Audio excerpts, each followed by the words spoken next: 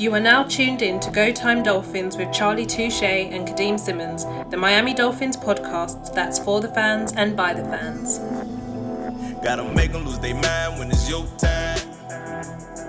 And it's showtime. Going all out when it's go time. I ain't wasting no time.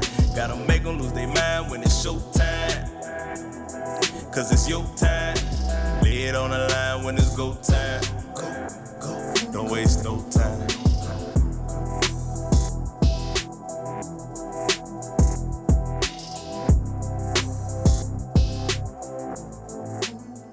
So Charlie, I know you are a super busy man. Got a lot of things going on at the moment.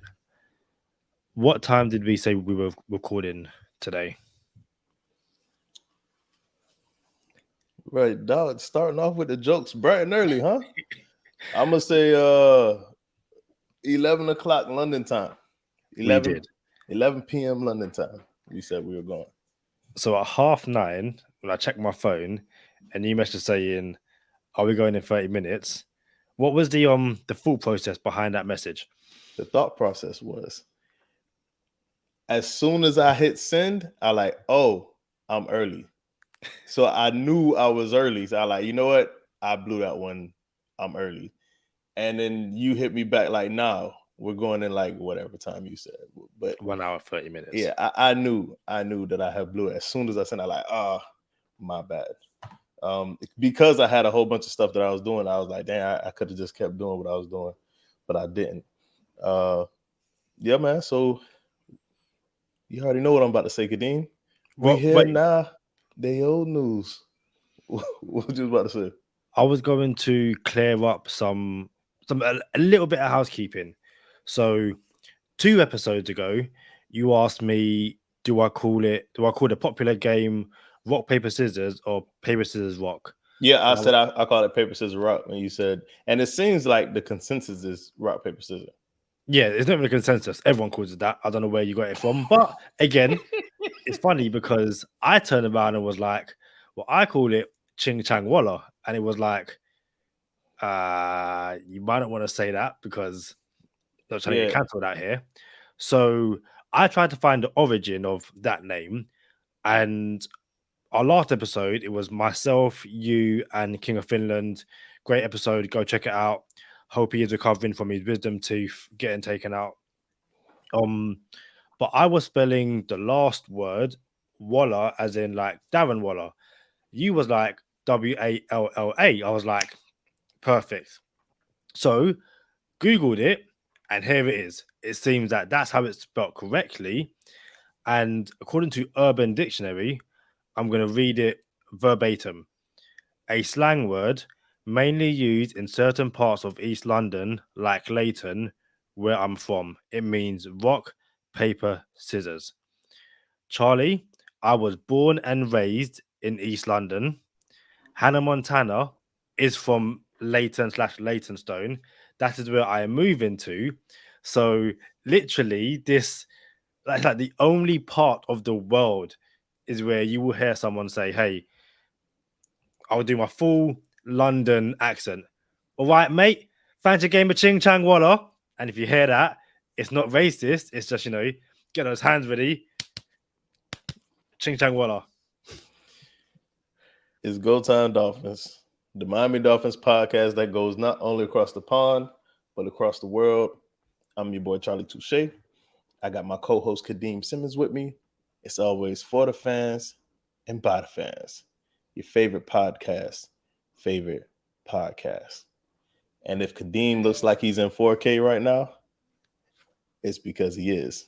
The man cleaned off his camera, and I'm like, bruh, I cannot wait to set mine up. That thing look very crisp right now. It's we've got some changes coming to Go Time Dolphins, and I cannot wait. It's so much fun, some stuff going on in the background. It's gonna be good.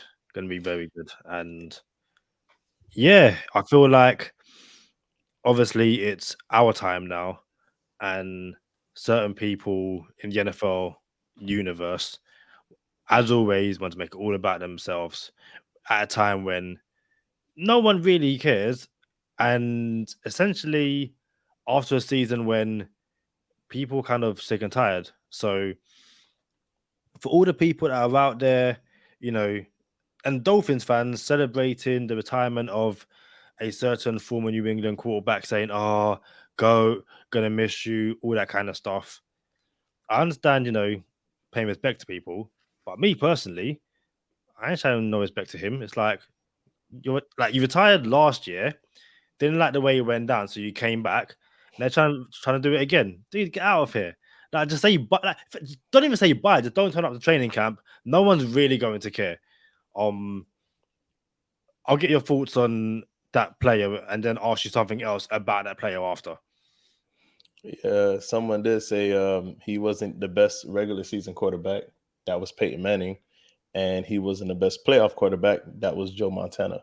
But if you play long enough, you can, acquire or amass a lot of accomplishments. I think that was a little bit too much. But at the same time, I do agree. I do not think he's the best quarterback out there. I do think he's the most accomplished. And that's all I could give him. But I'm going to tell you like this. The same way people bring up the not so good when someone retires, I need to hear Deflategate. I need to hear the recordings of AFC Championship practices. I need to hear the scandals and the cheating and all the other good stuff when this man retired. So that's all I'm saying. We got to be fair. Bro, I'm not a Twitter person. I'm not. But when I am on Twitter, it's probably because it's probably Dolphin oriented, or it's because someone said, bro, you got to check out Twitter. Like Twitter exploded. You got to go check it out. It is the first week of February, 2023, first week. And the best, the tweet of the year has already arrived. And we're only in the first week of February. Did you get a chance, bro, to see the Aryan Foster tweet? Is this the script one? Yes. So for those who don't know, Aryan Foster, former running back in the NFL, he was pretty good. I said he was above average running back, and I think he was better than above average, if I'm being honest with you, because I think he led the league once in most rushing yards. But Aryan Foster's pretty good. I like him. Whoa. I liked him as a football player. I thought he was pretty good. This man has come out, and this is Go Time Dolphins, but I just got to touch on this real quick. Well, to be fair, he did spend some time with the Dolphins, so he did. So good. My dog just covered it up, bro. Aryan Foster came out and said with a straight face that the NFL is scripted, and he used to go to his locker and find the script before every game, and like, all right, this is how we got to do it, and make sure you guys study the script type stuff. And when I tell you, Kadeem, that this is the funniest thread I've ever come across on any social media platform, bro, I laughed so hard out loud by myself reading some of these tweets. Some are former NFL players, some are just trolls, and it is the most entertaining tweet if you're a football fan that you will ever come across ever. It is so good. But yeah, I wonder what the script looked like when I was gonna go in, but I'm not. But did you see it? Did you get to see it? So if for those listening, I am not from the US. I'm gonna say the most US thing right now. I was standing outside of a Wendy's. Charlie, I was in tears. I could not stop laughing. And the thing is, I was actually drinking at the same time as well. And there was some a lot of people like, this player when he got this year's script and all that kind of stuff. Yeah, Charlie, some of them are so bad that I can't repeat it because we will get cancelled. Yes, Charlie, bro, that's what I was gonna say, bro. Charlie, I was in tears. There's one comment or one reply where it's a black guy eating a bag of, in the UK we'll call them crisps, in the US call them potato chips. He's looking at the screen And then behind him, like flames come up, and he's just like, "Yo, haven't you said anything yet, Charlie?" I was literally, if you walk past that Wendy's in Croydon, you would think I was a madman. It was hilarious. And then obviously Dolphins fans being Dolphin fans, it's like, oh, the script Noah Igbenogany got when he got drafted to the NFL, the script Byron Jones got in 2022. It's just like, yo, leave these guys alone. Charlie, I could not stop laughing. Bro, like it is endless content, bro. It is Oh. endless, bro. Like it is so good, bro.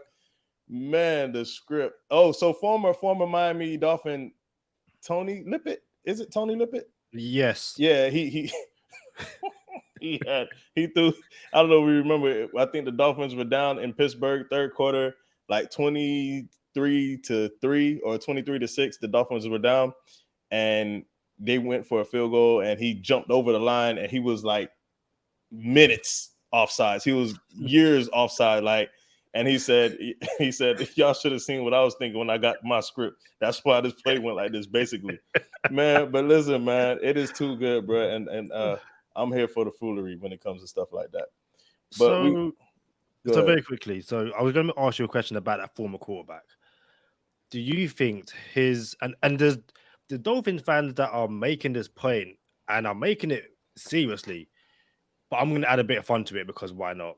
Do you think his 2023 season script is him coming out of retirement to fill in for a injured Tua to lead the Dolphins to a Super Bowl ring? We got to do this though, bro. Do we got to? Like, bro, I'm not, bro. Listen, I think everything has to be perfect for him, and now is what I'm saying. In 2023, everything has to be perfect. Just like in Tampa, everything had to be almost perfect. Yeah, you got to have the roster. And the Dolphins actually have the roster now. So I am not going to add any more. I don't even think it's gasoline, but I'm not adding anything to the clown show, to the circus of potentially bringing this person in, bro. Y'all know where I'm at with backup quarterbacks. Y'all know where I'm at with quarterback. I'm actually more leaning toward giving Tua his 5th-year option, not extending them, but what is it? Exercising his 5th-year option. And what that does is if you don't exercise it, Tua will be in his contract year. Tua goes into his contract year and balls out. And it's like, we just expedited his $40 million contract when we didn't want to, right? So you exercise his 5th-year contract and pay him 23 million, I think it is, the 5th-year option. And then if there's still questions, and I want to be for real, I don't think there are as many questions about if Tua can play or not. I think we could put that to bed. Now is really, can he be durable? Can he be available, right? With that being said, if you have your doubts, what you do is you exercise his 5th-year option. You see what this year looks like with the cushion of his 5th-year option. And then you see what that 5th year looks like.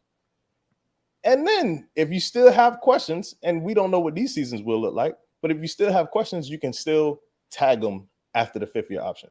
So you're still not coming out the pocket $50 million a year, and you still get to see what he looks like.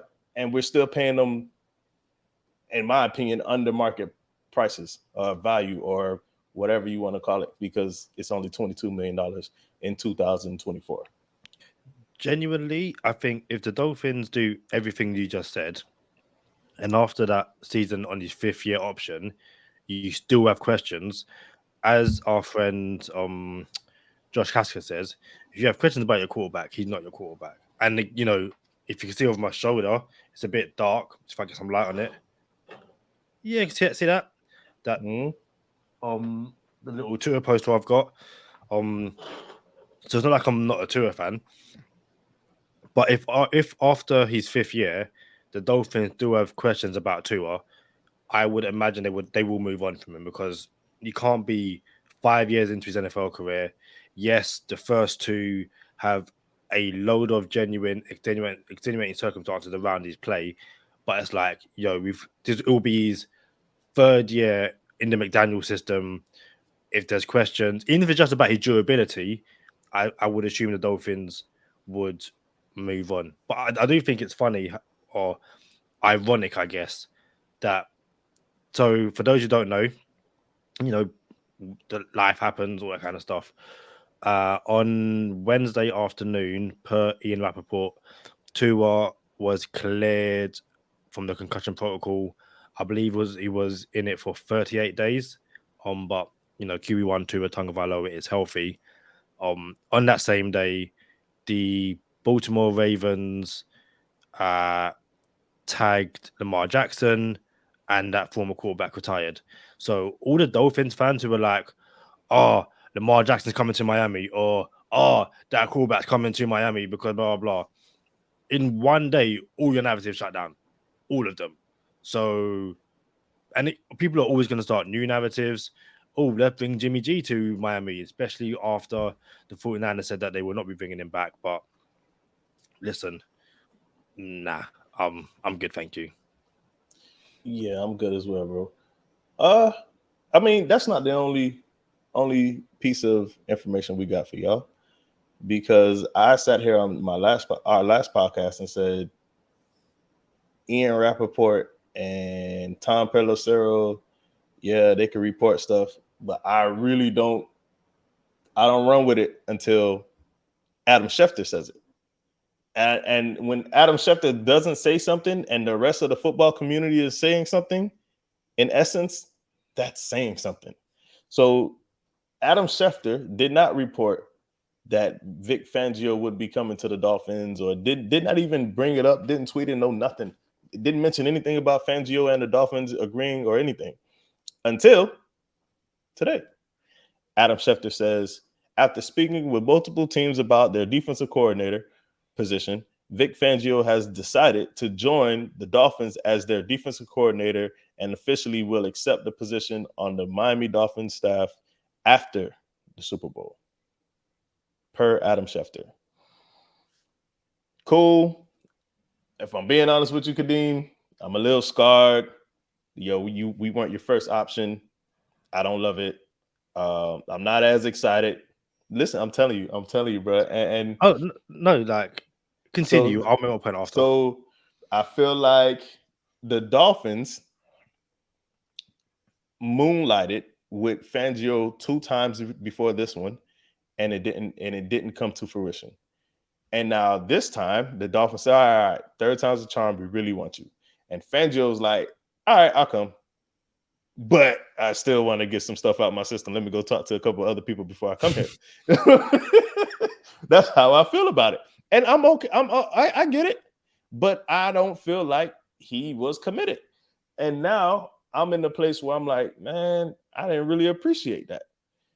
Do I think he's the right coordinator for the job, Kadeem? 100%. But the same look you just gave me when I went into that little soliloquy is the same text I got from Sherrod Steve when I said this. I texted him to it. I like, bro, I'm not even excited. I'm honest with you. I'm not excited anymore.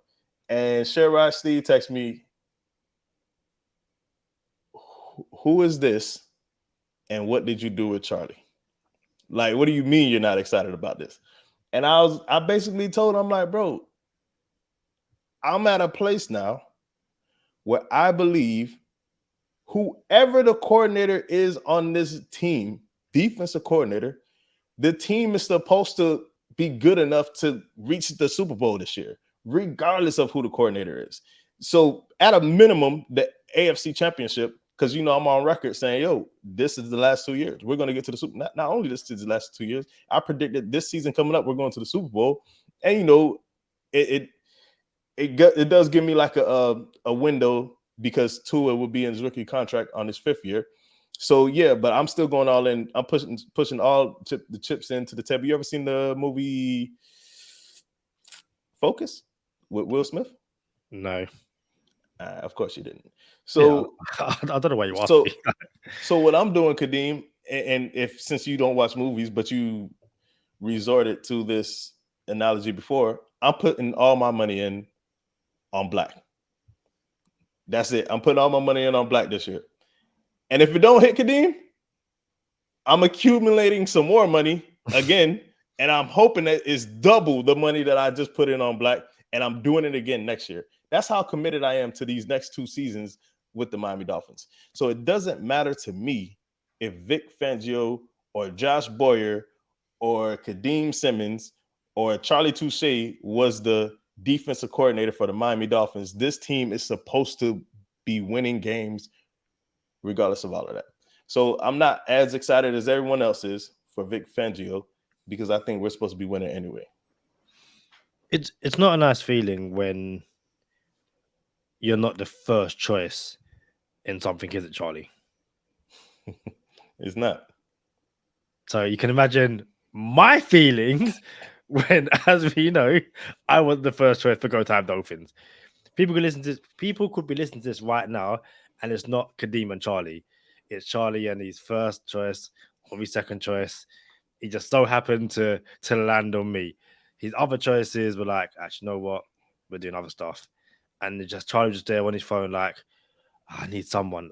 Do you know what? This guy I met in London, I kind of told him about it, so I guess I can kind of ask him to do it. So and you know, it's cool. It's cool. It's cool. You know, just that's not necessarily how it went down though. Like I told you, I was doing a podcast, and he's like, "Oh, mate, I'm happy for you, mate. I'm gonna listen to it every episode." And I'm like, "Yeah, thanks, man, bro. That's what's up." And then I still realized I didn't have a co-host, so I'm like, I guess I should start looking for some people. And when I went to my first and second options, one of them said he couldn't do it. And while I was entertaining the other option, I realized, wait a minute, I overlooked this guy in London. Kadeem, we talk about football, we talk about the Dolphins every day. We can do this thing. So it's not the fact that you weren't my first option. I was just negligent. I was negligent, Kadeem. I was negligent. And I apologize. But going 3 seasons later, look at us. We're look at us. Look, who would have thought? Look at us. Who would have thought? I'm just saying, like, given our situation and circumstances, maybe you should cut Vic Fangio some slack and be like, hey, sometimes your first or your second choice isn't like the go-to one, but the one you eventually take because you have no other option. It's like, I might as well go back to the Dolphins. Like, I might as well go back to Kadeem. Then, and it's funny, so just as I was talking, we recorded an episode before I went away. And when we finished, I checked my phone, and Jordan, my sister, was just like, can you be quiet, please? You're making too much noise. So I have to remember that when I'm getting animated and stuff like that, it is quite late and I should kind of keep it down. Hey, tell Jordan she needs it's about that time for her to make an appearance on the podcast. She appears on the audio version of the podcast every episode, but it would be nice. And the video. Yeah, but I'm talking about like a part of an episode. A part of the episode. Like, it would be nice if she would make an appearance on the episode. It's about that time. Like, she's the voice of the podcast. It would be nice. Yeah, we'll speak to her. Plenty of time in the off season. We can pick her brains on how she think the Dolphins season went. Or it's gonna go for next season. That as well. There was also some other Dolphins news. The Dolphins have parted ways with offensive line coach Matt Applebaum, according to Barry Jackson per Armando Salguero. What did you make of this?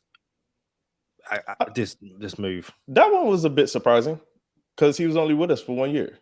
He just came last season, and the thought was McDaniel's bringing his guys, and Applebaum was the Boston College guy, right? Yeah. O-line coach, right? Yeah. So then we also thought we were going to get someone from Boston College too because of that. I can't remember who that was, but So yeah, it was surprising to me, especially because, and we're about to have an episode on the, we're playing catch up here. Me and Kadeem are going to have an episode on the Chris Greer and Mike McDaniel postseason conference. So going into that, just touching on it, Chris Greer and McDaniel sounded like they were cool with friend of the podcast Austin Jackson and Liam Eichenberg, right? So it seemed like, and it sounded as if they were okay with not what they got out of them, but the potential that these guys have. So much so, Kadeem, that it feels like there's a chance we don't go off-season heavy on O-line. It sounds like if you do go O-line this offseason, it may just be one acquisition, like one big acquisition at O-line. So for my dollar, I kind of disagree. I think we need to go heavy O-line because I think that's the only thing we need out on the offense. And then that could get us over the top. Not a DC hire. But to speak about Applebaum, I thought I was a little surprised about it. When I saw the news, I was like, "Is this real? Is this legit?" Listen, the Dolphins' offensive line wasn't where either of us would have wanted to be. Wait, you said defensive line? Oh, offensive line. Apology. Okay. The Dolphins' offensive line wasn't where either of us wanted it to be, but as you were saying, for my dollar, I think a lot of that was just down to the injuries. Like, so don't get me wrong. When Liam Eichenberg was healthy, he was way below NFL starting caliber standard. Like, let's not get it twisted there.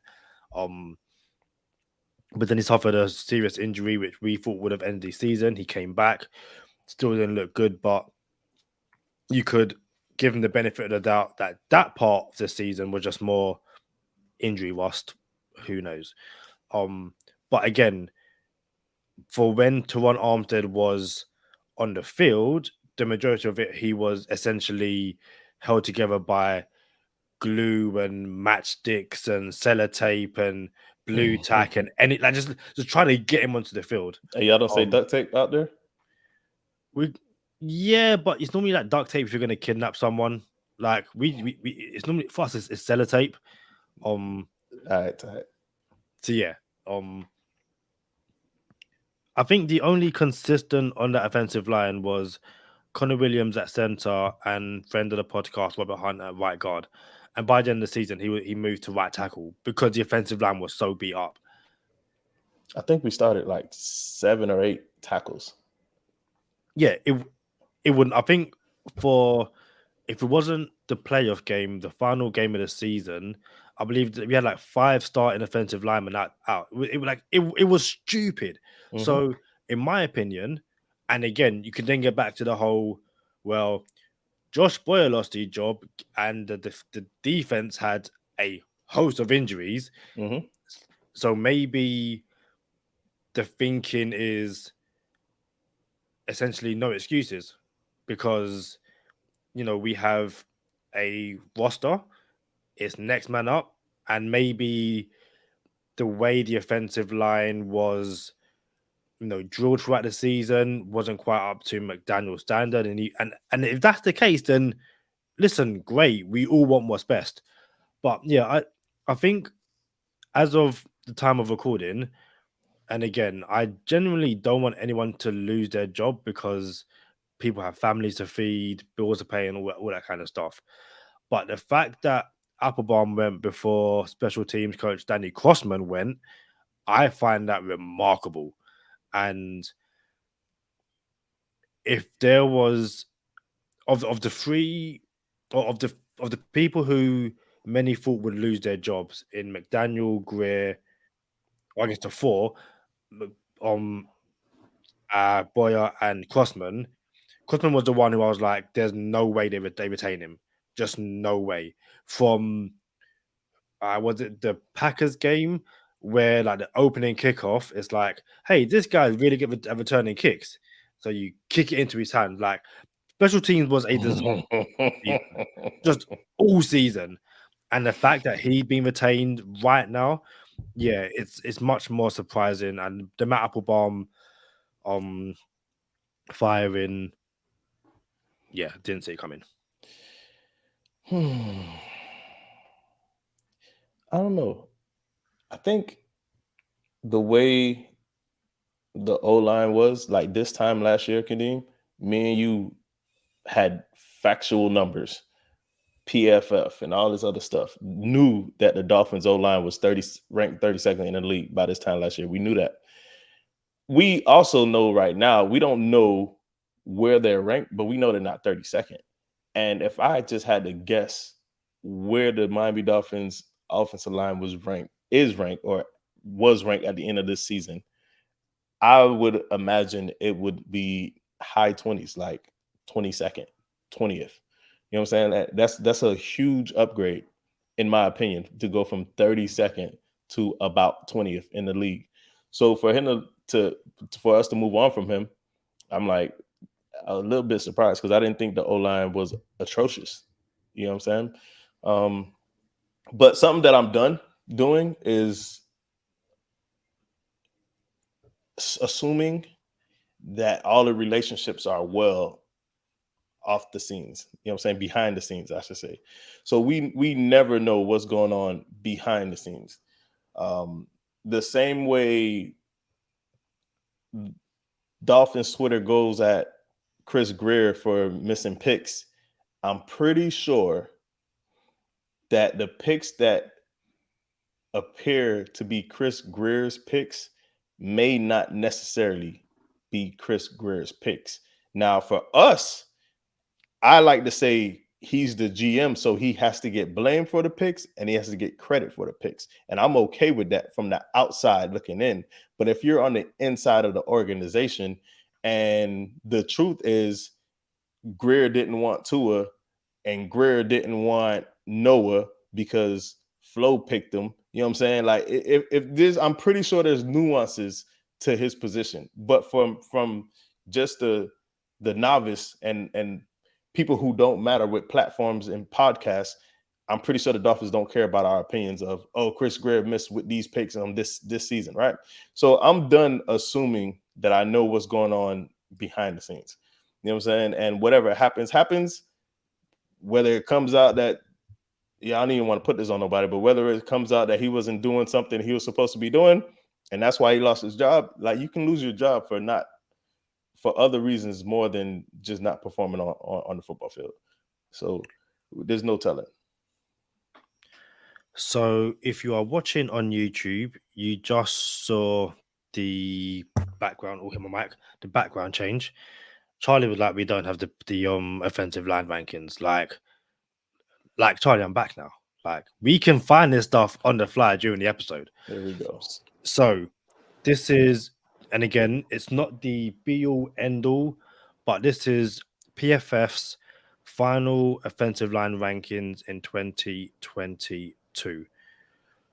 So Eagles number one, and essentially to save time, because I'm not going through every single offensive line, the Dolphins ranked, no drama not needed, 22nd, which, listen, at the start of the season, if you said to me the Dolphins are going to have the 22nd ranked offensive line per PFF, I would essentially call that a win. We said years ago, or not years ago, but like during Tua's tenure as a Miami Dolphin, give him a middle ranked, offensive line. Because again, the offensive line was ranked 32nd out of 32. Charlie, we both know that if it was like ranked 40, 50th out of 32. It was that bad. The fact that it was ranked 22nd last season, and just to kind of look at who's around the Dolphins, at 20, the Commanders, at 21, the Denver Broncos, at 22, as we know, the Dolphins, at 23, the Bills, at 24, the Cardinals, and at 25, the Rams. What was interesting looking at, again, this PFF little bit. It says Miami's line surrendered 170 total pressures this season as a unit, 65 fewer than a season ago. And then they gave the best player to unarmed, which Bro, makes that's a lot. 65 less. So it's a season ago, we had 65 more pressures, bro. And you went kind of light just now. I'm gonna go all the way in, Kadeem. I 100% sat on this podcast and said, if the Dolphins have the 22nd ranked O line, and it wasn't like around 20, I said the words 22nd ranked O line, we would go deep into the playoffs. Or Tua would look magnificent. I said that 100%. I ain't gonna lie, Tua still looked magnificent when he was playing. You know what I'm saying? So it's not like I was wrong, but you know, when you're not available, it changes everything. And availability cannot be an excuse. So the place that we find ourselves in is very similar to last offseason. Like, man, I wonder what this team is gonna look like. I wonder what Tua is gonna look like. I wonder what the outcome is gonna be. I wonder where we go this season, how far we go. It's not a good feeling to be. I kind of feel like it's still limbo. I in some way, I still feel like it's limbo. Yeah, definitely. And it's, you want as much stability as you can, from season to season. However, again, we sat here on this podcast at the start of the season, and we kind of said that this team's floor was 11 wins. I believe, even Vegas would have had it around 11 wins and stuff like that. We end up with 9, and again, injuries, all that kind of stuff. So if Mike McDaniel sat down with Chris Greer and said, listen, I know the offense, I know if we go on PFF right now and look at our offensive line in 20 seconds, yay, whoop-de-doo, I need to be top 10, 100%, had to be top 10. And, the reason it's not top 10 is, yes, injuries, but, we have players who aren't, I'm not saying McDaniel placed blame and, Applebaum got, shoved out of the building. But like you said, people get fired for a host of reasons.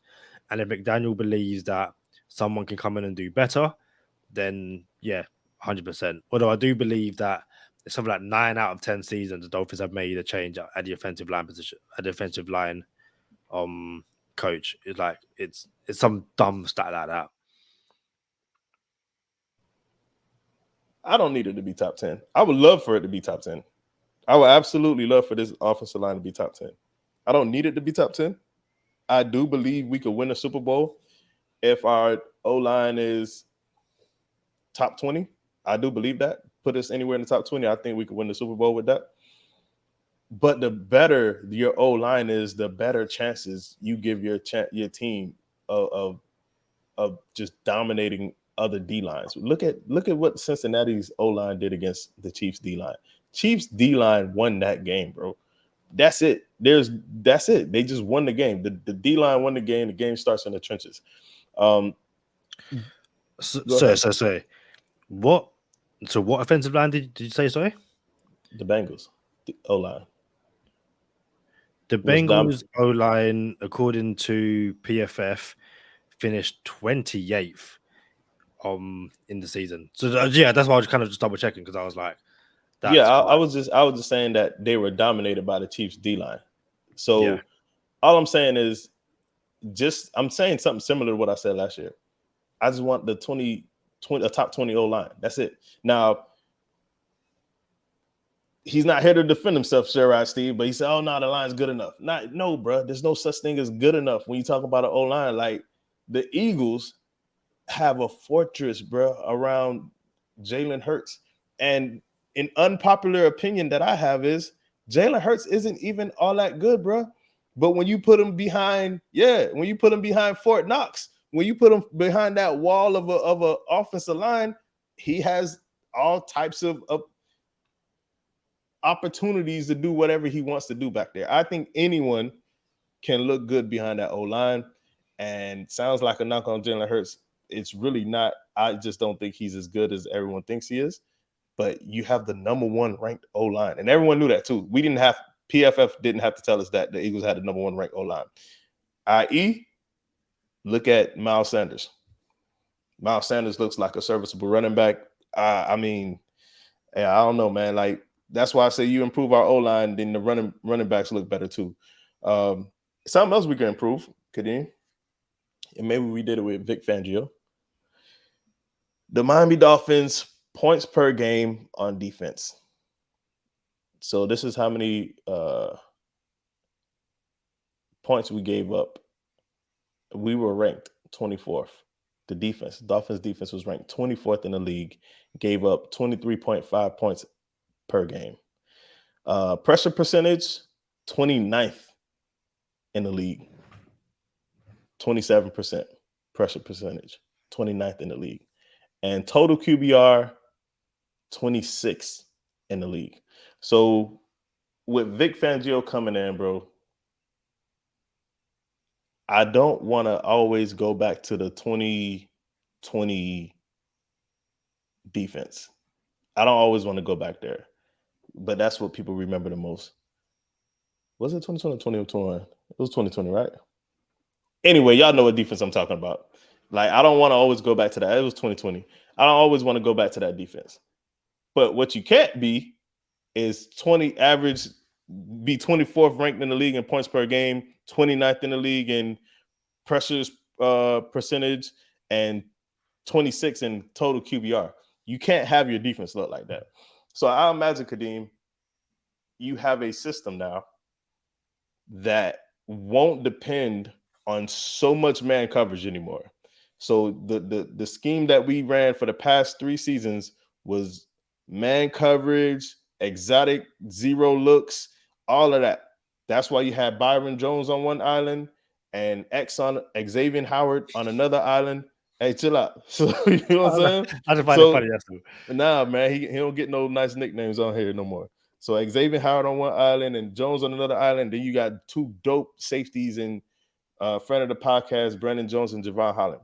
Now I imagine we can move on from Byron Jones, put Kader Kohu over there, run zone most of the time. I like it, bro. Like, I'm okay with that. I'm really okay with that. That's what you're gonna get. Xavier Howard is not gonna be the 2020 version of Xavier Howard ever again. That's never gonna happen. We paid him to decline, and we have to live with that. So now we don't have to depend on Xavier Howard playing man coverage anymore. You know what I'm saying? Like, now we can just put him in zones, and we don't have to worry about him trailing receivers all over the field ever again. And I'm okay with that. So just by the scheme of the defense that we're going to have, we're going to improve our total QBR, pressure percentage. Pressure percentage and points per game. Now, pressure percentage is a little bit different because now you're asking your D-line to get home more. But when you have what you had on this D-line, you have Melvin Ingram, Emmanuel Ogbah, Chubb. I know that you probably didn't have them all at the same time. Jalen Phillips, Christian Wilkins, Sealer. Like, bro, you had some names on that D-line, and now you're going to ask them boys to get home on their own now. I think essentially everything you just said is probably the major reason why the Dolphins moved on from Josh Boyer, because you have that defensive line, essentially that front seven, and you aren't getting home that much. And yes, there were injuries. And yes, again, a lot of, the NFL has this next man up mantra and stuff like that. But that scheme is so dependent on, essentially Byron Jones, Xavier Howard, and then friends of the podcast, Javon Holland and Brandon Jones being on the field. And you lose one, it makes a difference. You lose 2, it makes a major difference. When the third is injured, it's like, why are we still running these zero blitz man coverages? Like, stop doing it. And that's not a knock on anyone else that came in, from Clayton Fedulum to Kader Kohu to everyone, But it gets to a point. I don't even know some of these boys' names for real. But that's the thing. It's like you're asking, and again, the Miami Dolphins, a lot of the Miami Dolphins fan base cannot stand Byron Jones. It is what it is. When he was on the field and he's healthy, he's a lockdown corner. So if you've got a lockdown corner on one side, Xavier Howard doing Xavier Howard things on the other side, which is getting burnt but getting interceptions, and then you've got one of the best safety duos in the league, in my opinion, then yes, you can run these exotic, cover zero blitzes and run man until their cows come home. The moment that secondary is banged up, you have to adjust. The Dolphins didn't adjust, and we just sat there week in, week out going, Xavier Howard's hobbling around the field, be it losers, limp or not. And you're asking him to cover guys with no over top help. Like this is getting stupid. So that's probably why he, isn't coming back next year. And, we'll get people on this podcast over the next few weeks and months to really delve into the Vic Fangio scheme, the strengths, the weaknesses, all that kind of stuff. But, from what you see and read about Vic Fangio's defense, it is very zone heavy. So there'll be a lot of zone and, there'll be a lot of, hey, guys in the front seven, get home. The guys in the zone coverage, at the back end of the defense will do enough and give you enough time for the defensive line to get home. And like you said, when you've got Emmanuel Ogbah, if he returns, but we've definitely got Bradley Chubb, Jalen Phillips, like you said, Zach Sealer, Christian Wilkins. Perhaps you bring Ingram back. Maybe you bring Van Ginkel back. I don't think you do. But again, you chuck Raekwon Davis in there. There's guys in the building who next season should feast. And again, if this defense improves, the offensive line goes from 22nd to top 20, and you get Tua healthy for even say 15 games. Yeah, that's it. The end of the season should be, Dolphins AFC East champions, and if not, a week 16 tie against the Bills, winner takes AFC East. That should be the plan and the aim next season.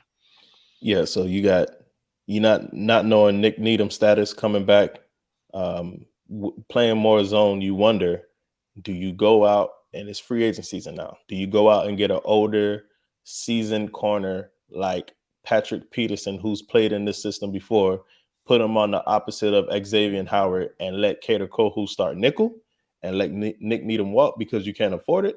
Or do you bring back Nick Needham, start Cater Kohu on the outside, and have everybody sit on routes and have fun with Brandon Jones, friend of the podcast, and Javon Holland, friend of the podcast? Y'all know what time it is, man. Stay positive. Test negative. For Kadeem Simmons, I'm Charlie Touche. Thank you for tuning in this time. Make sure you catch us next time on Go Time. Already. Gotta make them lose their mind when it's your time. And it's show time. Going all out when it's go time. I ain't wasting no time. Gotta make them lose their mind when it's show time. Cause it's your time. Lay it on the line when it's go time. Don't waste no time. Gotta make them lose their mind when it's your time. And it's show time. Going all out when it's go time. I ain't wasting no time. Again, you live in the United States. I live in the UK.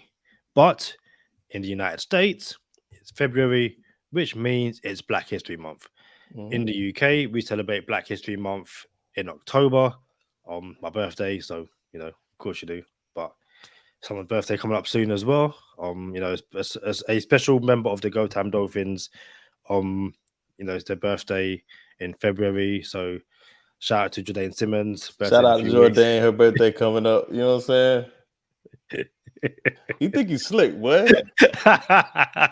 You think he's slick? Well, I knew where you was going. See, I read it. I read the route. I was already going to pick it off, but I let you catch it so I could bat it down. The thing is, you read it, but I jumped over you, caught it, and just got up and just gave you a yeah. Yeah, But that was Kadeem only season. that was only Yeah. because I read the script and I knew I was supposed to. You know what I'm Yeah, saying? sure. Yeah, but I still came down with the ball, so just I'm just saying. But yeah, Black History Month. And I guess in the NFL, like, you're seeing, D'Amico Ryan get a head coaching job in Texas. So they'll tell you it's a fixed system, but that's a whole other issue. So yeah, I've, obviously have to raise that in the podcast. It's only right. But you was talking before. Actually, no, before I talk about anything else, anything you want to say on Black History Month? That's quite rude of me, so I apologize. I mean, not really. Like, it's cool. I rock with Black History Month. I do think it's I think it's cool how as an adult I see things from a different lens than what I did as a child. And I know some people were, oh, well, why do we have Black History Month and this and that, that and this? And in the world of sports, I think it's easier to have conversations. So for all of my friends that don't look like me and they have kids, I think it's a good time to educate their kids. When I was a child, I didn't know that. You know what I'm saying? So I think it's pretty dope because every year there's a month that reminds you, oh yeah, people who don't look like me and you, Kadeem, have to have conversations with their kids about why it's a thing. You know what I'm saying? So I think that's pretty cool. But other than that, man, no, man, we cool as Black History Month every month here on this podcast. I hear that. So you mentioned briefly about free agency and stuff like that, and the one exciting thing is new offensive scheme, also new defensive scheme, free agency, all that kind of stuff. To kind of, I guess, really throw a curveball at you, I guess. If there's one free agent you hope the Dolphins sign this offseason, who would you say it is? Or have you even not even got there yet? Um, I don't want to say I didn't get there. I kind of got there, but not as much as I needed to, because we're not there yet. But I will say, can't remember dude's name, so I'm gonna look it up. But it's the right tackle for the 49ers, the current right tackle for the 49ers, opposite of Trent Williams. I think we pay him whatever he wants. McDaniel knows him. So if we don't bring him in, it's because McDaniel knows him. You know what I'm saying? And if we do bring him in, if McDaniel wants him, then I think he would be a pretty significant acquisition. So he's the only thing that I would want is a right tackle that's a fixture in the O line. Mike McGlinchey. I thought it was McGlinton I knew it was McGlick something. You know what I'm saying? So can you say it again? Mike McGlinchey. So that's my pick off the top. That's who I would want. And then I mentioned Patrick Peterson. He's got some mileage on his tires. You know what I'm saying? So I'm not going over the hill for him. But I do think a zone scheme with a really good D line, any corner would really want to play in this system. So I'm not sure what we should do as of right now at corner. Because I do believe we should move on from Byron Jones. Byron Jones, my boy. I beat the drum for Byron Jones. But my thing is, you can't miss an entire season with an injury that was supposed to be healed before the season started. So yes, if it is a legitimate injury that did not heal for an entire season, then we can't rock with you. And if it healed and you didn't play for the entire season, then we can't rock with you. That's it. It has nothing to do with the person, because I love him as a person. But fact is, he didn't play the whole season. Was it not healed for the whole season? Because if it wasn't, then I can't trust it next season either. Just being real with you. And if it was, then I can't trust you because you didn't play. So I do think we need to move on from Byron Jones. regardless of what the ramifications are with the cap. And I haven't looked into that, but I'll figure it out when it gets to time to pull out my conductor's hat. But I would like more corners. It's a broken record. You can never have more corners. You can never have enough corners. You can never have enough O-line.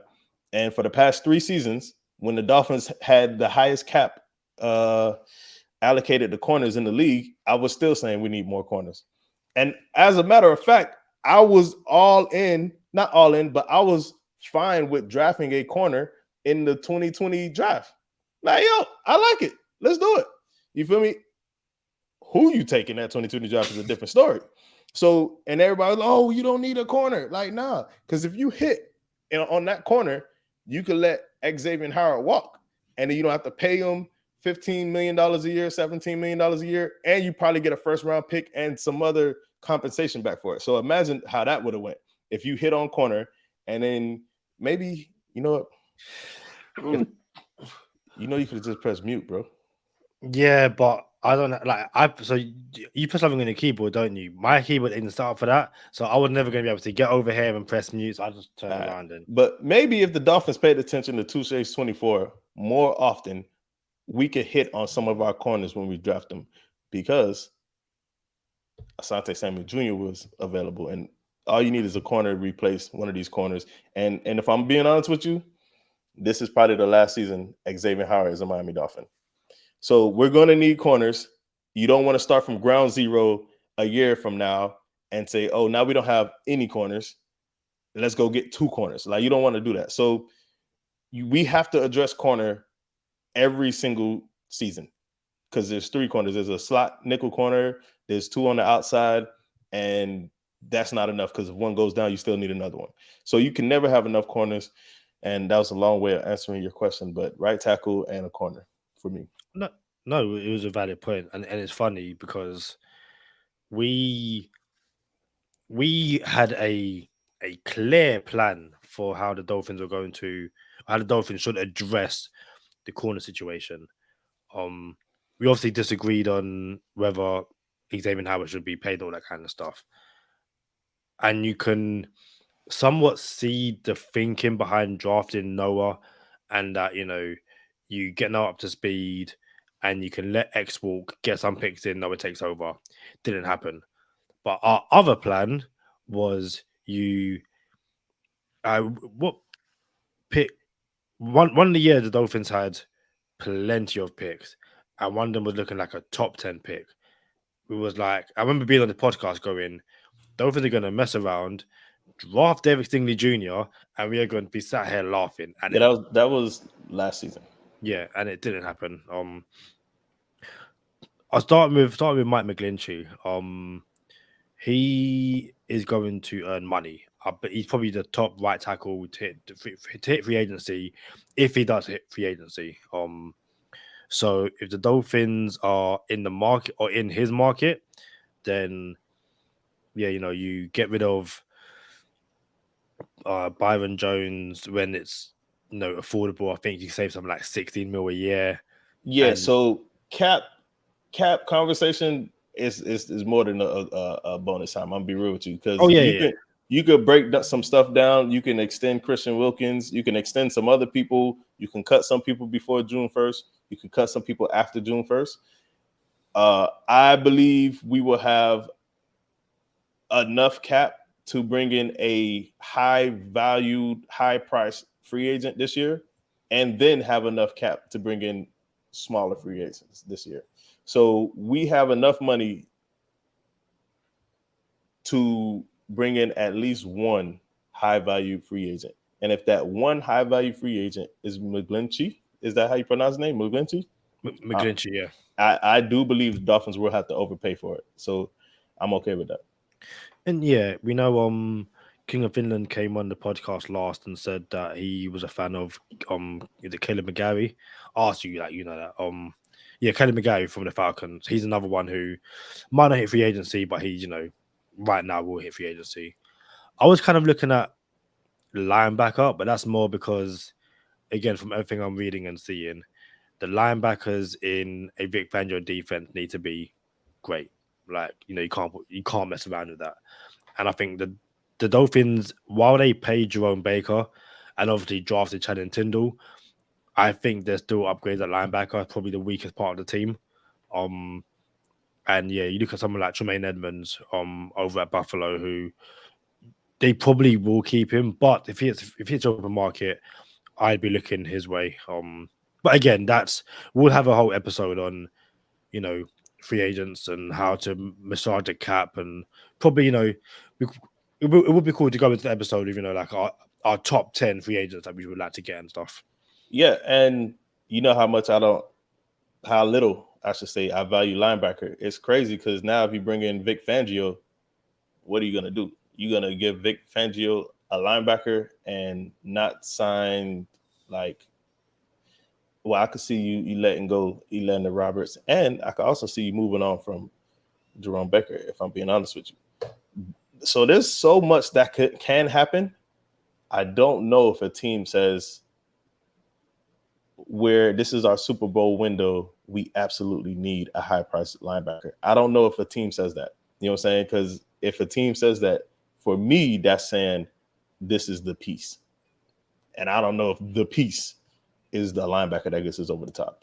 So I disagree. I think we're going to need other pieces. And I don't think though linebackers a need, I got to believe corner is more important than linebacker, and right tackle is more important than linebacker. And I just want to put this out there.